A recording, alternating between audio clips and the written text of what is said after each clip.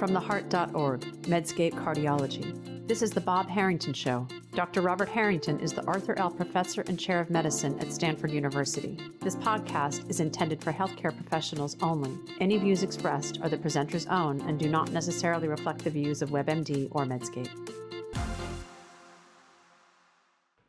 Hi, this is Bob Harrington on Medscape Cardiology and theheart.org. I'm here at the American College of Cardiology meetings in New Orleans.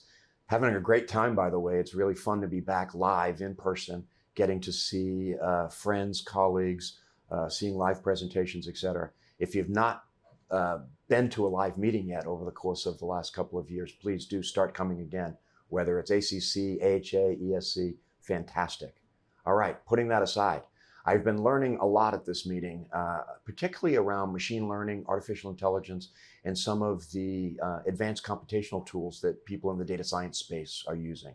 And I'm really fortunate to have an expert and really a rising thought leader in this field, Dr. Jenine John. Jenine is a machine learning research fellow at Brigham and Women's Hospital, working in Callum McRae's research group. And what she talked about on stage this morning is, what do you have to know about this whole field? And so what I thought we'd do is go through some of the basic concepts of data science. What is machine learning? What is artificial intelligence? What are neural networks? How do we start to think about this? Because as practitioners, we're going to be faced with, how do we incorporate some of this into our practice? You're all seeing machine learning algorithms put into your clinical operations. You're all starting to see ways that people are thinking about, for example, can the machine read the echo as good as we all can? What's appropriate for the machine? What's appropriate for us? What's the oversight of all of this? So we'll have a great conversation for the next 12 to 20 minutes and see what we can all learn together. So Jenine, thank you for joining us here today on theheart.org. Thank you for having me. Before we get into the specifics of what is machine learning, what do you need to know, give me a little bit of your story. So when did you become interested? So you obviously did internal medicine residency, you did a cardiology fellowship, now you're doing an advanced research fellowship. When did you get bitten by the bug to want to do data science, machine learning, et cetera? It was quite late, actually. So I, after a cardiology fellowship, I went to Brigham and Women's Hospital for a research fellowship.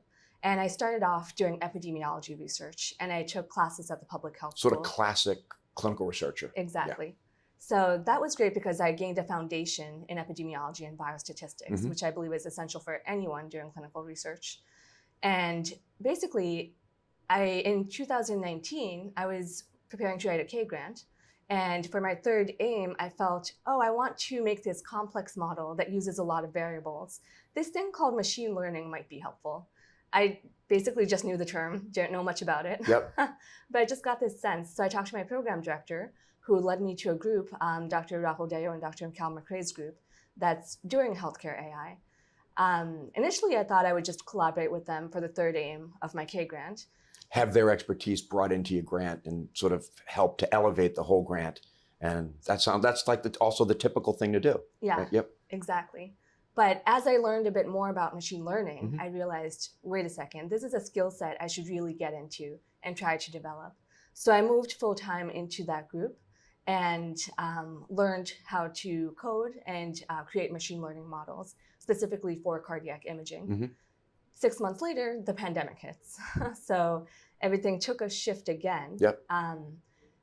And I believe it's a shift for the better because all of a sudden I was exposed to everything going on in digital health and healthcare startups. There was suddenly an interest in monitoring patients remotely and using tech more effectively. So I also became interested in how are we applying AI to healthcare and how can we make sure that we do this well. So there's a couple things that I want to expand on. Maybe we'll start with this way. Let's do the definitions.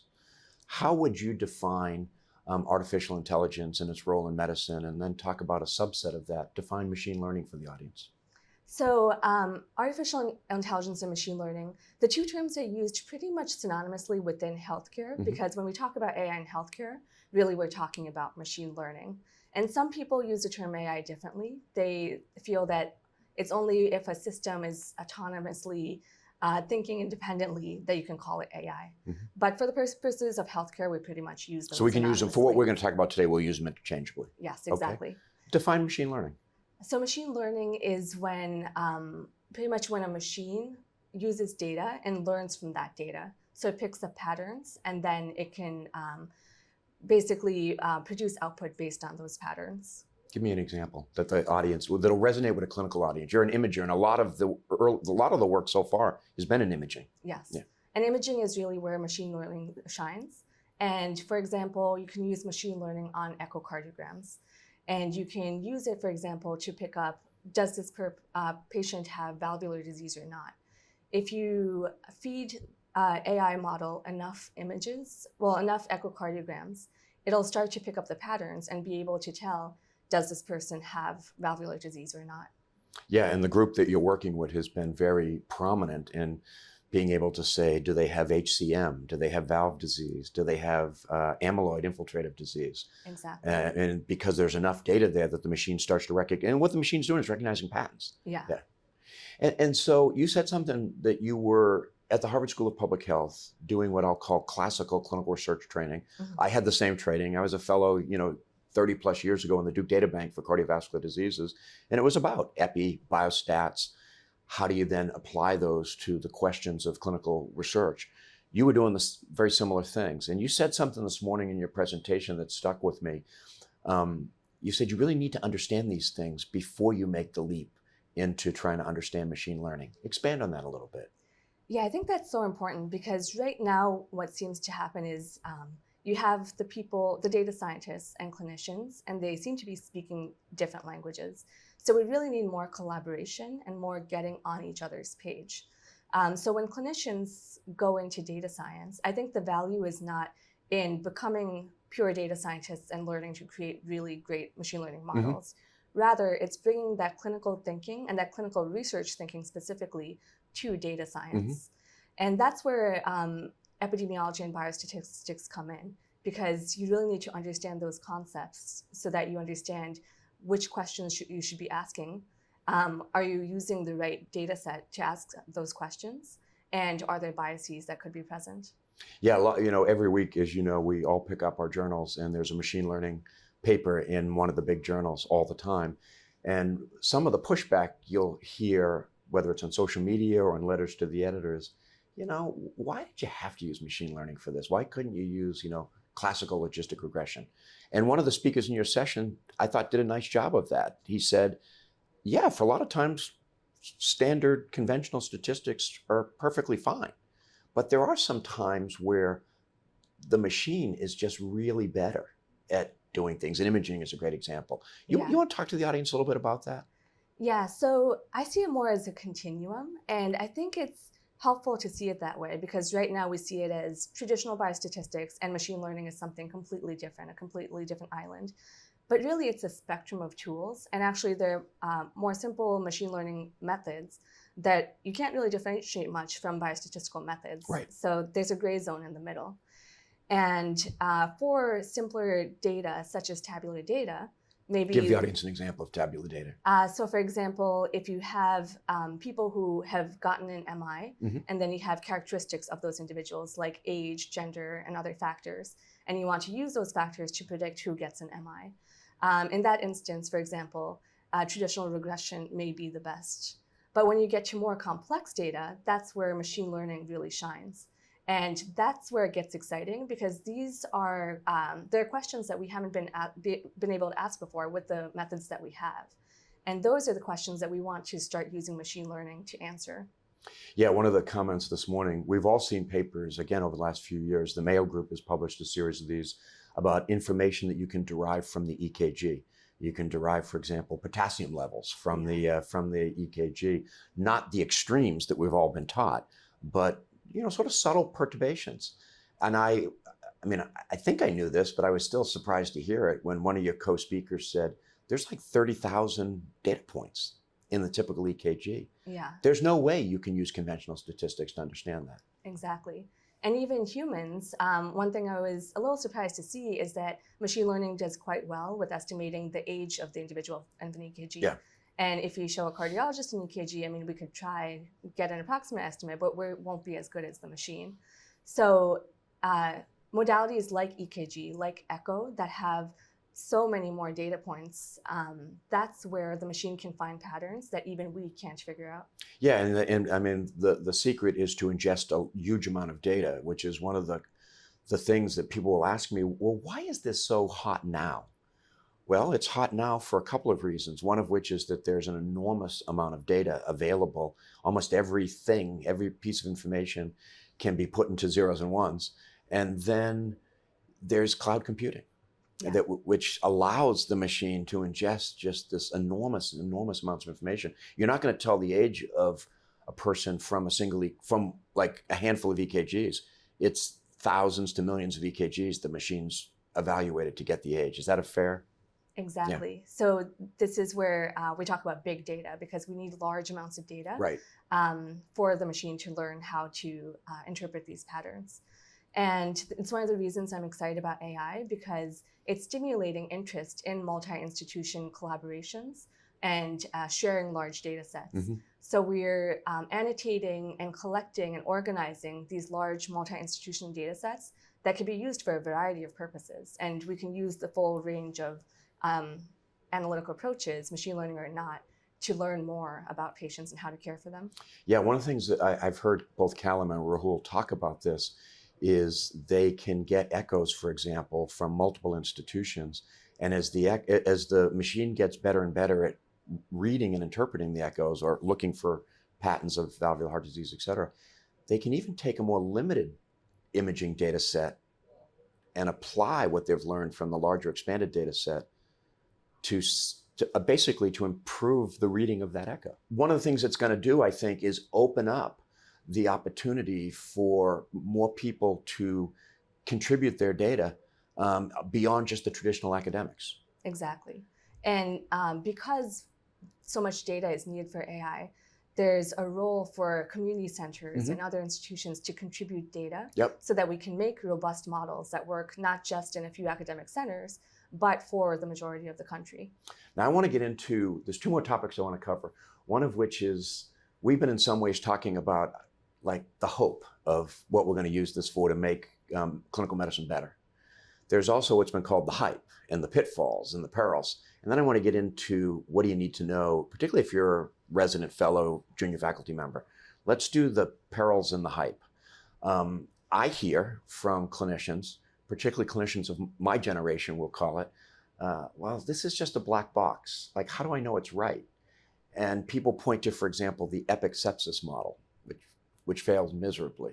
The big headlines all over the place. And they worry, how do I know this is right? And that's an extremely important question to ask. We're still in the early days of using AI and trying to figure out the pitfalls and how to avoid them. And I think it's important to ask along the way for each study, what is going on here? Is this a model that we can trust and rely on? Mm-hmm. I also think that it's not inevitable that AI will transform healthcare just yet, because we are so early on and there is hype. There are some studies that aren't done well. And what we need is more clinicians understanding machine learning, getting involved with these discussions so that we can sort of lead the field and actually use the AI to transform healthcare. Do you think that as you push algorithms into the healthcare setting, do we need to, how do we evaluate them to make sure that the model's robust, that the data is representative, that the algorithm is giving us, I'll call it, the right answer? Yeah, that's the tough part. And I think one of the tools that's important is a prospective trial. So not just creating an algorithm and implementing right away, but rather studying how it does. Is it actually working prospectively before implementing it? And we also do need to understand that in healthcare, we can't necessarily accept the black box. We do need explainability and interpretability, really get an understanding of the variables that are used and how they're being used within the algorithm and how they're being applied. So one example that I think is important is Optum created a machine learning model to predict who was at risk for medical complications and high healthcare expenditures. And the model did well. So they used the model to determine who should get additional resources to prevent these complications. And it turns out that African Americans were utilizing healthcare less, so their healthcare expenditure was lower. And because of that, the algorithm was saying these are not individuals who need additional resources. So it's classic confounding. Exactly. Yeah. So there is algorithmic bias that can be an issue, and that's why we need to look at this as clinical researchers and say, what's going on here? Are there biases that are happening? Yeah, one of the papers over the last couple of years actually came from one of our faculty members at Stanford, which looked at where is the data coming for these models, and pointed out that there's many states in this country that contribute no data to the AI models. That's part of what you're getting at. And that raises all sorts of equity questions, because guess what? Many of those, you're in Massachusetts, I'm California, a lot of data coming from those two states. Mississippi, Louisiana, where we are now, much less data. Yeah, exactly. How do we fix that? And I think we fix it by getting more clinicians involved, because data scientists, I've met so many passionate data scientists who really want to contribute to patient care, make the world a better place, but they can't do it alone. They can't recruit health centers in Mississippi. We really need clinicians, clinical researchers who will say, I want to help with advancing healthcare, and I want to contribute data so that we can make this work. Because, currently we have so many advances in some ways, but AI can just open up so many new opportunities. Yeah, and there's this whole movement to assure that the algorithm is fair, right? That's the acronym that's being used to make sure that the data are representative of the populations that you're interested in, that you've eliminated the biases. The other question on this, I'm always intrigued when you talk to your friends in the tech world. They say, well, we do this all the time. We do A/B testing. And they just constantly run through algorithms through A/B testing, which is a randomized study. How come we don't do more of that in healthcare? I think it's complicated because we don't have the systems to do that effectively. So if we had a system where patients come into the emergency room and we're using AI in that manner, then maybe we could start to incorporate some of these techniques that the tech industry uses. But that's part of the issue. One is setting up systems to get the right data and enough data. And the other is, how do we operationalize this so that we can effectively use AI within our systems and test it within our systems? Yeah, as a longtime clinical researcher, clinical trialist, I've always said, why is it that clinical research is like separate from the process of clinical care? Exactly. And if we're going to really effectively evaluate AI algorithms, for example, we've got to break down those barriers and bring research more into the care domain. Yeah, I love the concept of a learning health system and really incorporating data and data collection into the clinical care of patients. And I fundamentally, I believe that clinicians make two types of decisions. One of which is that the answer is known, and I always use the example aspirin. If you're having an ST segment elevation MI, that's known. That it shouldn't be on the physician to remember that. The system should enforce it, and the algorithms, et cetera, should enforce that.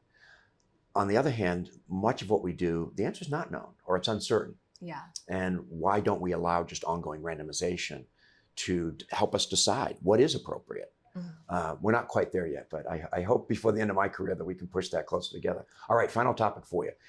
You talked this morning about what do you need to know. Cardiology fellows, residents must approach you all the time and say, hey, I want to do what you do. Or, I don't want to do what you do because I don't want to learn the code, et cetera, but I want to know how to use it down the road. What do you tell students, residents, fellows, what they need to know? So I think all trainees and all clinicians actually should understand the fundamentals of AI because it is being used more and more in healthcare, and we need to be able to understand how to interpret the data that's coming out of AI models. So I'd recommend looking up topics as you go along. And something I see is clinicians sometimes avoid papers that involve AI because they feel they don't understand it. But just dive in and start reading these papers, because most likely you will understand most of it, and you can look up topics as you go along. And there's one course I recommend online. It's a free course through Coursera called AI in Healthcare Specialization. It's a course by Stanford, and it does a really good job of explaining concepts without getting into the details of the coding and the math. Other than that, for people who want to get into the coding, first of all, I'd say don't be afraid to jump in. I recently talked to a friend who's a gastroenterologist, and she said, I'd love to get into AI, but I don't think I'd be good at it. And I asked, well, why not? And she said, because men tend to be good at coding. And I do not think that's true. I don't think that's true either. It's interesting because we're all affected to some extent by the notions that society has instilled in us. So sometimes it takes some effort to go beyond what you think is the right path or what you think is the traditional way of doing things and say, what else is out there? What else can I learn? Yeah. If you do want to get into coding, I would say that it's extremely important to join a group that specializes in healthcare AI, because there are so many pitfalls that can happen. There are mistakes that could be made without you realizing it if you try to just learn things on your own without guidance. So like anything else, join an experienced research group that's going to impart to you the skills that you need to have. Exactly. And I'm in, your question about, women maybe not being less capable coders than men. We both say we don't believe that. The data doesn't support that. It's interesting, at Stanford for many years, the most popular major for undergraduate men has been computer science. In the last few years, it's also become the most popular major for women, undergrads at Stanford. Oh, wow. So we're starting to see, to your point, that maybe some of those attitudes are changing. Mm-hmm. And there'll be more role models like you to really help that next generation of fellows. Mm-hmm. Final question, what do you want to do when you're finished? So my interests have changed a lot, mm-hmm. and now I'm veering away from academia and more towards the operational side of things. Because as I get into it, my feeling is that currently the challenge is not so much creating the AI models, but rather, as I said, setting up these systems so that we can get the right data and implement these models mm-hmm. effectively. So now I'm leaning more towards informatics and operations. But I think it's an evolving process. Medicine's changing quickly. Yep. And that's what I would say to trainees and other clinicians out there as well. Medicine's changing quickly, and I think there are lots of opportunities for clinicians who want to help make it happen in a responsible and impactful manner. And get proper training to do it. Yes. Great. Janine, thank you for joining us. And I want to thank you, the listeners, for joining us in this discussion about data science, artificial intelligence, machine learning. My guest today on Medscape Cardiology and the Heart.org has been Dr. Jenine John, who is a research fellow at Brigham and Women's Hospital, specifically in the data science machine learning realm. So again, thank you, and thank you for joining.